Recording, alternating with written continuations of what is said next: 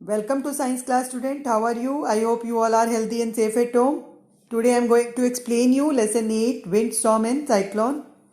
Student, as you know, there are several natural phenomena take place on our earth and these are wind, storm, cyclone, rain, thunder, lightning. ये सभी के सभी क्या है student? Natural phenomena हैं. इनमें से बहुत से ऐसे होते हैं जो हमारे लिए यूजफुल होते हैं और इनमें से बहुत सारे ऐसे भी हैं जो कि बहुत ही डिस्ट्रक्टिव होते हैं, लाइफ और प्रॉपर्टी का बहुत नुकसान कर देते हैं. अगर आपने कभी सुना हो न्यूज़ वगैरह में कि कोलकाता में और यास में ये ओडिशा में एक तो जो है साइक्लोन आए थे जिसे अम्फान और यास का नाम दिया जाता है, तो आपने सुना होगा ये बहुत ही डिस्ट्रक्टिव होते हैं. ठीक है, तो इन सबको क्या कहा जाता है? The destruction caused by storm, cyclone और excessive rain are called natural disasters. इनसे होने वाले डिस्ट्रक्शन को हम क्या कहते हैं? नेचुरल डिसास्टर कहते हैं. तो अब जो है इसके बारे में हम विंड, स्टॉर्म और साइक्लोन के बारे में पढ़ने से पहले हमें ये जानना है कि what is the difference between wind and storm. Wind में और स्टॉर्म में क्या डिफरेंस है स्टूडेंट हमारे जो एटमॉस्फेयर में एयर है उसके मूवमेंट को हम क्या कहते हैं? विंड कहते हैं.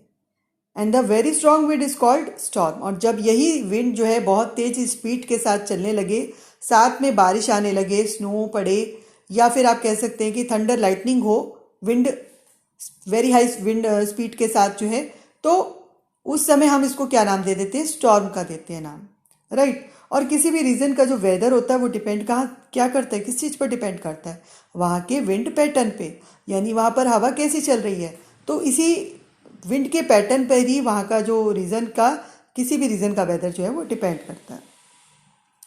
अब हम बात करते हैं student main characteristic of wind की. विंड की दो मेन कैरेक्टरिस्टिक्स होती हैं, डायरेक्शन एंड स्पीड. डायरेक्शन को मेजर करने के लिए, डायरेक्शन का पता लगाने के लिए हम विंड वेन का यूज़ करते हैं और एनीमोमीटर का यूज़ हम किस लिए करते हैं? विंड स्पीड को मेजर करने के लिए करते हैं. ठीक है. अब जो विंड वेन होता है वो कैसा होता है student? It is made up of a horizontal vane with a pointer and a tell.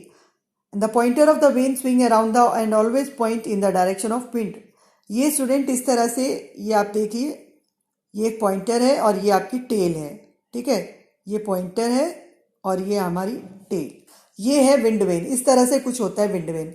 एक हॉरिजॉन्टल होता है, इसमें पॉइंटर होता है और टेल होता है, और जहाँ भी जिस भी डायरेक्शन में हवा चलेगी ये पॉइंटर उसी डायरेक्शन में घूम जाएगा, राइट.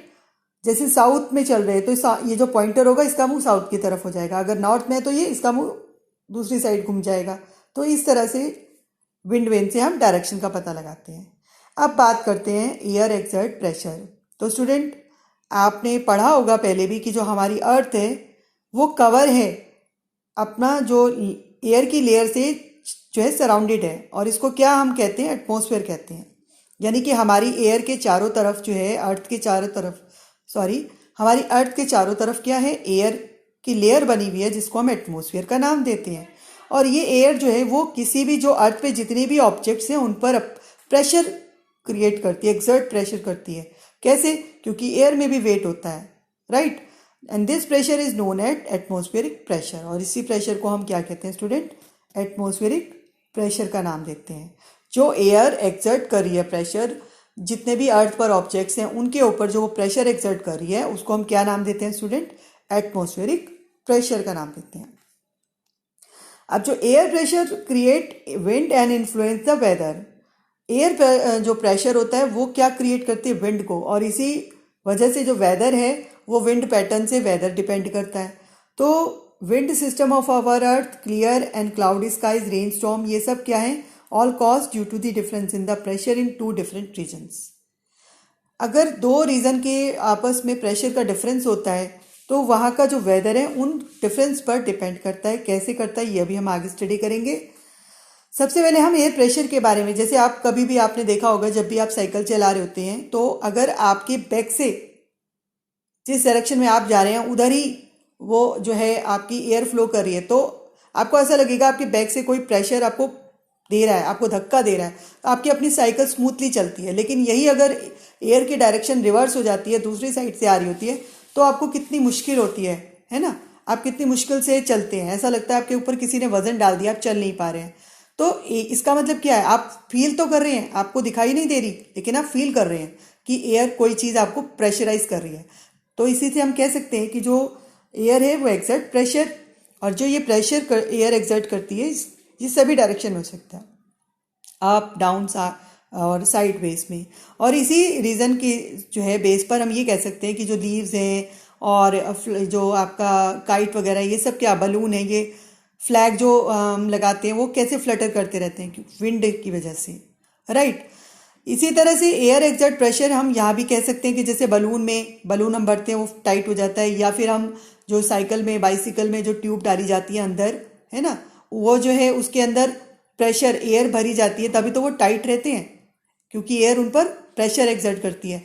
लेकिन जब वो प्रेशर अंदर ज़्यादा हो जाए और बाहर कम हो तो वो क्या होता है, बर्स्ट हो जाता है, ठीक है ना, क्योंकि ट्यूब के इन साइड में प्रेशर ज़्यादा हो गया और बाहर कम हो गया तो वो बर्स्ट हो जाता है।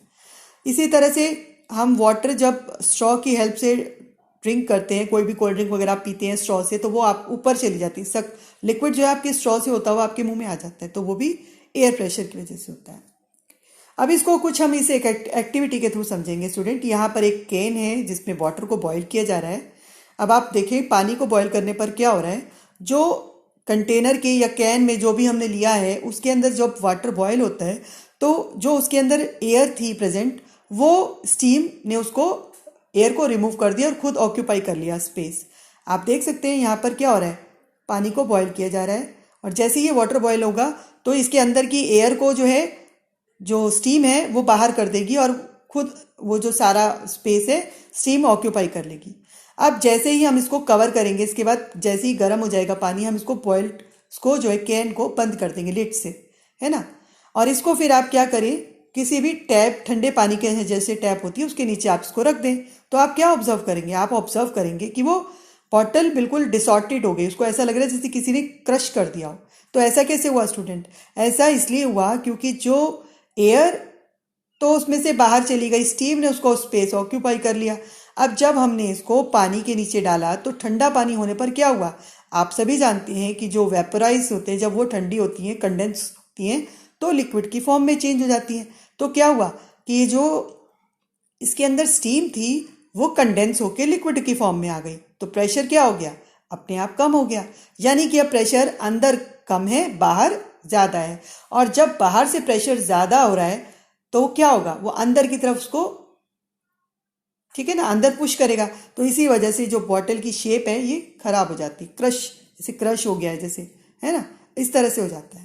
तो क्योंकि एयर जो है क्या कर रही है, प्रेशर एक्सर्ट कर रही है, बाहर प्रेशर ज़्यादा है तो बाहर से कम की तरफ प्रेशर लग रहा है।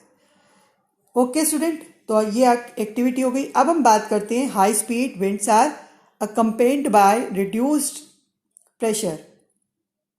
तो इसमें स्टूडेंट एक एक्टिविटी के थ्रू समझाया हुआ है कि जहाँ पर जब हाई स्पीड, जहाँ विंड की स्पीड ज़्यादा होती है तो वहाँ पर प्रेशर जो है रिड्यूस हो जाता है। वो कैसे होता है स्टूडेंट, जैसे कि आप देख रहे हैं इसमें एक बॉय ने एक स्ट्रिप ले रखी है अपने हाथ में, जब तक उसने ब्लो नहीं करा वो स्ट्रिप नीचे है, लेकिन जैसे उसने ब्लो किया, हवा उसने ब्लो करा तो एयर जो है उसके माउथ से होती हुई जैसे स्ट्रिप के ऊपर की तरफ जहाँ पर विंड या एयर ब्लो हो रही है वहाँ पर क्या हुआ स्टूडेंट, इस वाले रीजन में ब्लो करने पर एयर का प्रेशर होने पर क्या हुआ, प्रेशर लो हो गया, विंड की स्पीड ज़्यादा हो गई। यानी कि इस स्ट्रिप पर नीचे तो प्रेशर ज़्यादा है और ऊपर जहाँ पर उसने ब्लो किया वहाँ प्रेशर कम है, तो जिसकी वजह से ये क्या होगी, ये जो पेपर है ये फ्लटर करने लगेगा, ऊपर की तरफ मूवमेंट होगी इसमें, क्योंकि नीचे प्रेशर ज़्यादा है और ऊपर प्रेशर कम है।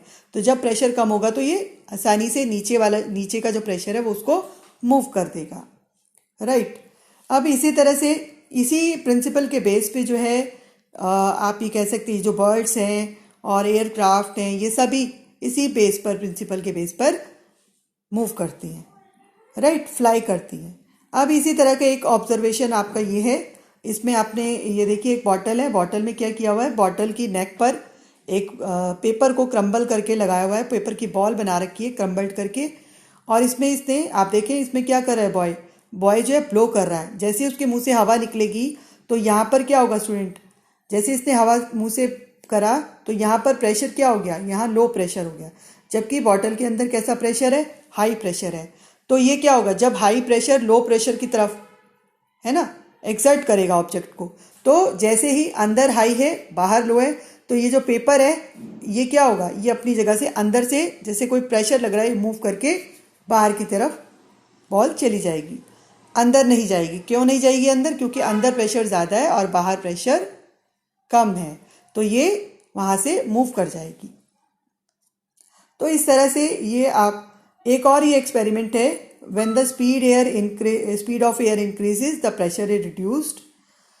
ये भी देखिए आप इस एक्टिविटी में क्या है, इसमें आपने एक स्टिक ले लें या रॉड ले लें और उसके दोनों साइड में सेंटर से बिल्कुल बराबर दूरी पर दो बलून, आप बैलून में वाटर भर के थोड़ा थोड़ा और सेम साइज़ के आप जो है उसको दोनों तरफ से टाई कर लें थ्रेड से। अभी ये दोनों आप ऐसे आपको टाई करने हैं कि ये दोनों जो है आपस में मिलने नहीं चाहिए, राइट। इस तरह से आप टाई करें। अभी आप देखें कि ये बॉय क्या कर रहा है, बीच में ब्लो कर रहा है हवा को। तो जैसे ही उसने ब्लो करा तो सेंटर में क्या हुआ स्टूडेंट, सेंटर में प्रेशर कैसा हो गया, लो हो गया। जबकि इधर दोनों साइड क्या है, हाई प्रेशर है। तो जब हाई प्रेशर से हमने क्या कहा था, जो हाई प्रेशर है वो एक पुश करेगा। तो अब ये दोनों तरफ हाई प्रेशर है तो ये बलून को पुश करेंगे और ये सेंटर में ये बलून आपस में टकराएंगे। आपस में टकराएंगे इट मीन्स कि क्या, this proves that when the speed of wind increase pressure decrease. बीच में प्रेशर कम हो गया और साइड में प्रेशर ज़्यादा हो गया बलून का, तो इसीलिए वो आपस में टकरा गए। इसी बेस पे आप कह सकते हैं कि जितने भी high speed wind lift the blow away roof which are weak and they also uproot trees, plant and cause a lot of damage to building property and lives. अब हम अगला टॉपिक कहते हैं, that is air expand on heating. तो student इसको भी हम एक एक्टिविटी के थ्रू समझते हैं। देखिए स्टूडेंट, यहाँ पर आप देख सकते हैं हमने एक बॉटल लिया हुआ है और उस दो बॉटल हैं, दो उसमें हमने बलून को ऊपर स्ट्रेच कर दिया, बलून लगा दिए दोनों में। अभी क्या करेंगे, एक को हमने उसमें बॉइल्ड वाटर, जैसे आपका एक बीकर में हमने बॉइल्ड वाटर लिया हुआ है, तो एक बॉटल को तो हम उसके अंदर प्लेस कर देंगे और दूसरी को हम बर्फ़ पानी, जैसे जो पानी है उसमें बर्फ़ डाल के उसको ठंडा कर दिया, उसमें भी हम एक बॉटल रख देंगे जिसमें बलून लगा हुआ है।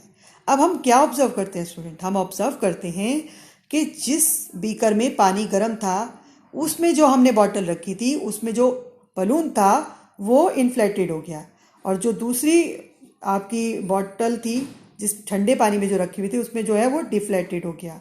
ऐसा कैसे हुआ स्टूडेंट? ऐसा इसलिए हुआ कि जब हमने गर्म पानी में पानी की बॉटल को प्लेस किया तो ये जो है हमारी बॉटल के अंदर, बॉटल गर्म होगी तो उसके अंदर जो एयर है वो भी गर्म होगी, और जब वो गर्म होगी तो वो क्या करेगी, एक्सपेंड करेगी। अभी हमने आपसे बताया ना कि जो है ये गर्म करने पर एक्सपेंड करेगी, एरिया को ज़्यादा कवर करने की कोशिश करेगी। तो जैसे ये एक्सपेंड होती है तो ये बलून जो है फूल जाता है, जबकि दूसरी में क्या होता है कि वो ठंडा होने पर एयर जो है कॉन्ट्रैक्ट हो जाती है, सिकुड़ जाती है, जैसे कम जगह और कम हो जाती है जगह। मान लीजिए पहले इतनी जगह थी तो फिर अब और ही कम हो जाएगी। तो इस तरह से air this activity proves that air expand on heating and contracts on cooling. अब हम बात करते हैं warm air is lighter than cold air, right, कि वार्म एयर जो है वो लाइटर होती है और कोल्ड कंपैरेटिवली कोल्ड एयर के। तो इसी के बेस पे आप ये कह सकते हैं कि आपने देखा होगा कि जब भी आप कैंडल को बर्न करते हैं तो उसका जो स्मोक होता है ना, वो कहाँ जाता है, ऊपर की तरफ जाता है, क्योंकि वो एक तरह से क्या है, वार्म एयर ही तो है ना, वो ऊपर की तरफ मूव करता है, नीचे नहीं जाएगा स्मोक कभी भी। इसी तरह से चपाती जब हम फुलाते हैं तो देखते हैं चपाती पूरी बलून की तरह फूल जाती है। आप इस पिक्चर को भी देखें ध्यान से तो क्या हो रहा है, चपाती फूल गई।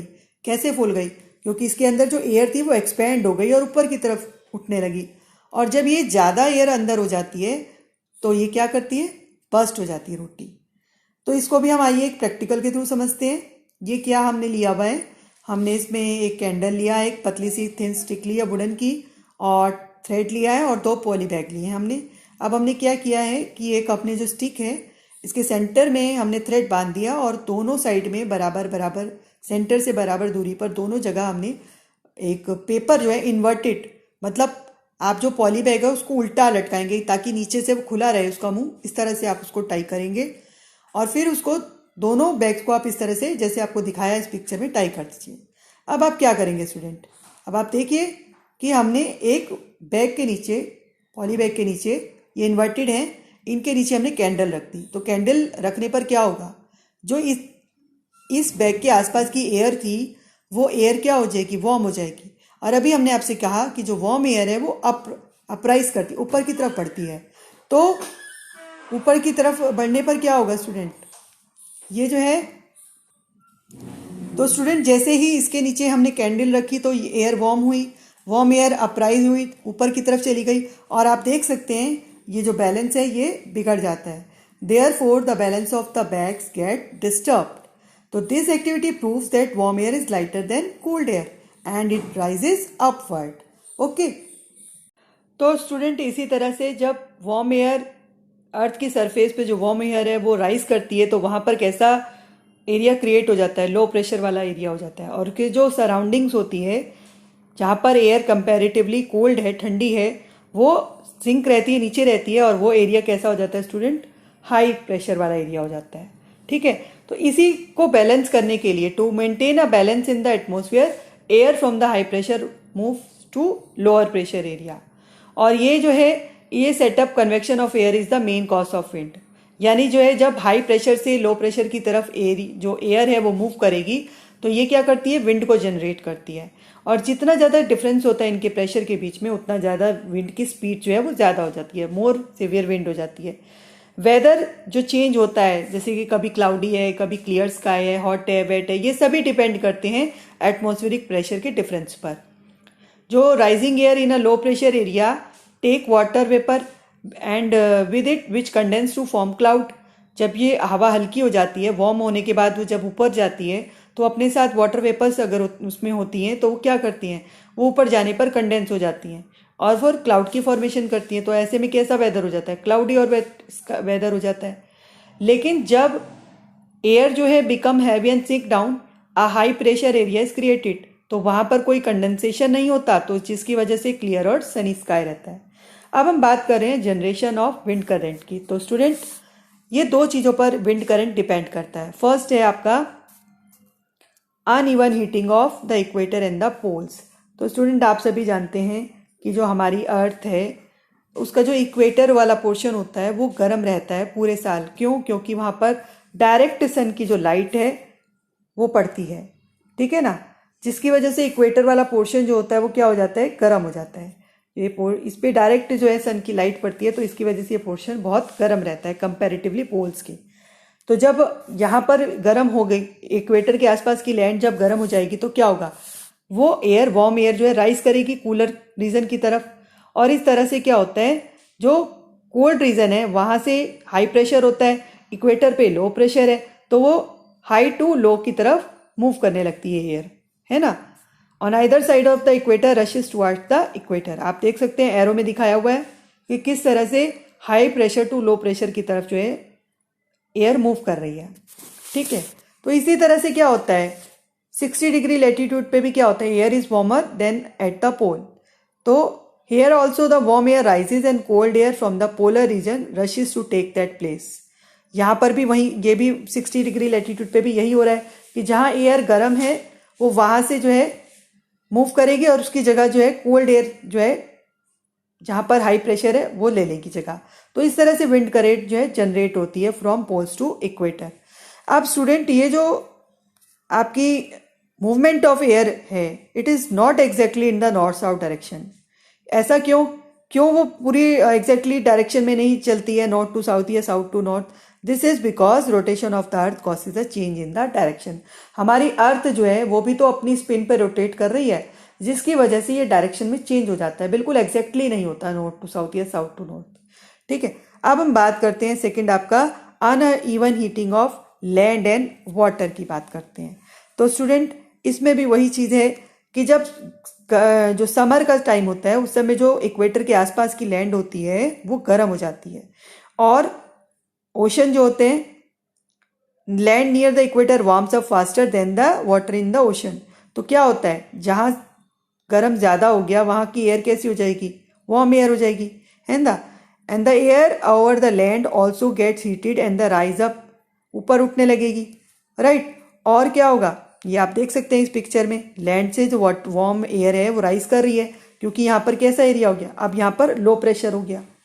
जब एयर राइज करेगी तो लो प्रेशर हो जाएगा, और ओशन में कैसा है, हाई प्रेशर है, तो आप देख सकते हैं किस तरह से एरो के थ्रू दिखाया हुआ है आपको कि किस तरह से विंड जो है वो हाई टू लो पर एयर जो है मूव कर रही है ना। तो विंड जनरेट हो रही है।